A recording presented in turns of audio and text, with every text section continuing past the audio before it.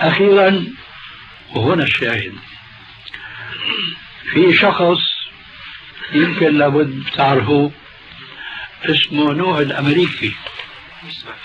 ما بتعرفوه؟ أنا بسمع فيه سماع، بعرف منه يعني. أنا رأيت المؤلف أي رسالة صغيرة عن سبب إسلامه. لا كتاب كتاب عبد السالك. أيوة كتاب بالفقه. المهم أنا ما شفت إلا هذه الكلمة. المهم أنه اجتمعنا في مجلس مع الرجل، مجلس عامر. بدأ هو يسأل أسئلة بتدل على نباهة ويقظة وحرص على العلم.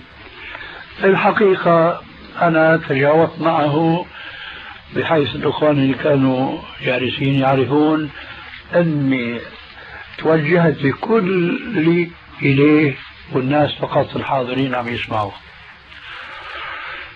فأجبت عن أسئلته.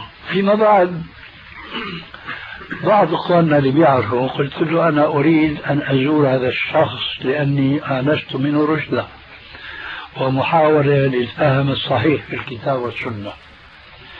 المهم أخذ لي موعد، وبيته متواضع جدا وفي دخل يمكن لو مديت ايدينك هيك ما بتقدر تمشي من ضيقة. دخلنا، جلست، وإذ أفاجأ تجاهي الشيخ حسن. بدأ الأمريكي نوح يسألني سؤال غريب جدا.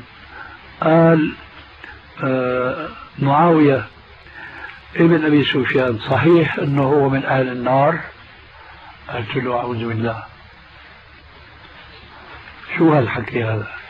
معاوية رجل من أصحاب الرسول عليه السلام وله خدمات في الإسلام ونشر الإسلام إلى قبرص وإلى آخره.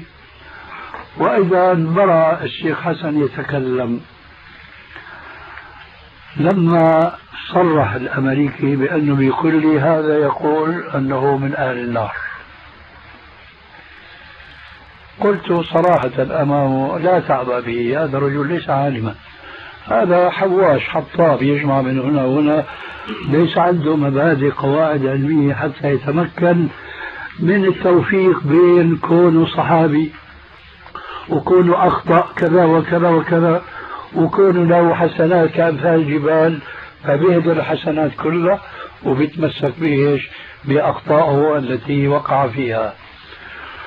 لا تعبأ بهذا الرجل لأنه ليس عالما. بدأ يتكلم، قلت له ليس لي معك كلام، أنت رجل أولا لست عالما وثانيا من أهل الأهواء. كيف بتقول أنه معاوية من أهل النار؟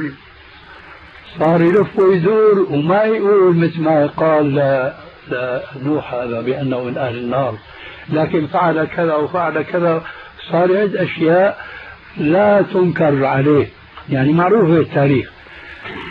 قلت له أنت رجل متخصص في تتبع العثرات، هذا رجل كونه صحابي يترضى عنه والصحابي كلهم عدول، فضلا عن كونه كان ملك من ملوك المسلمين ونقل دعوة الإسلام إلى بلاد الكفر إلى آخره.